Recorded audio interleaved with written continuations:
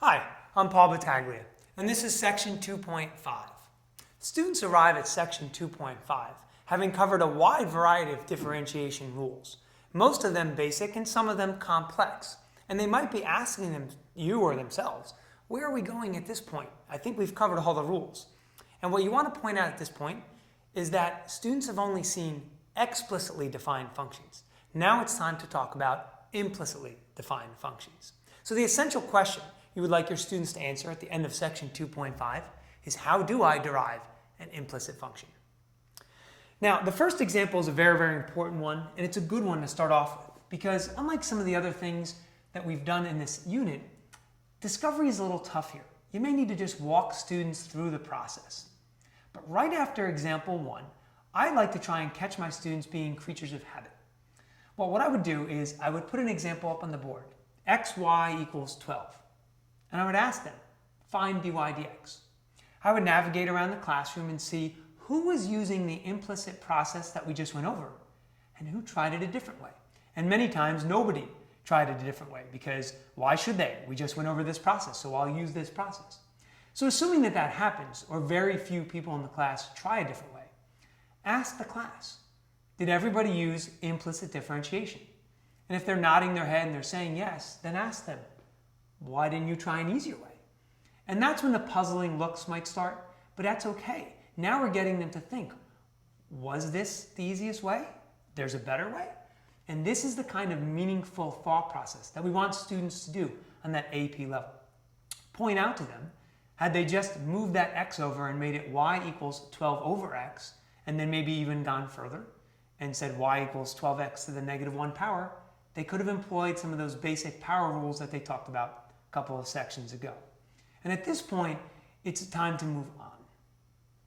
So we go to example 2, and example 2 is very important because it shows students why sometimes we need implicit differentiation. If you look at the figure that goes along with this example, you'll notice that it indeed isn't even a function.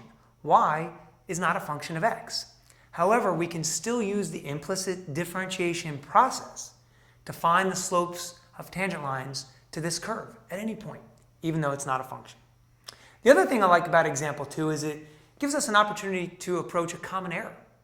Make sure that students remember to derive the constant expression in example 2. That's something that comes up a lot. Now, along with the product rule and the quotient rule and implicit differentiation, I keep getting the question, how far should I go? How much should I simplify? And the answer is always the same. If you feel like you're making meaningful progress as you go through some of the algebra after you've done the calculus, then keep going. If not, then call it quits for that example. Here's another common error that students sometimes make, and it involves finding the second derivative through the implicit process. What happens is we ask students to find the second derivative of y with respect to x.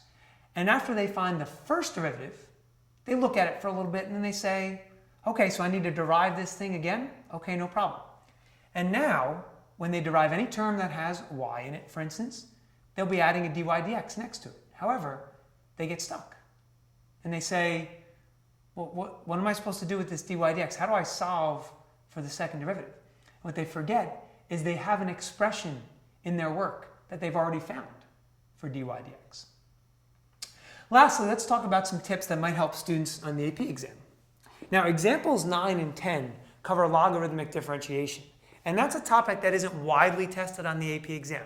I would probably cover it in my class, but I wouldn't place more emphasis on that than I would some of the earlier examples. Secondly, students may often be asked to find either a horizontal tangent line or a vertical tangent line with an implicitly defined function. We need to remind them sometimes that in order to find that horizontal tangent line, we set the derivative equal to 0, and we're looking for a vertical tangent line when the derivative is undefined. And finally, look for those free response type questions that ask students to show that dy dx equals a certain expression. So in other words, they've done the work and they're showing you the answer. So what I always stress to my students is, if you were ever lucky enough to get a question like this, why would you not want to stay on it long enough and try and grind through it to make sure you can find the answer that they have? Because how often is it when you're in a testing situation that you're actually given the answer? I hope these tips help, and I'm sure you'll find much success in section 2.5.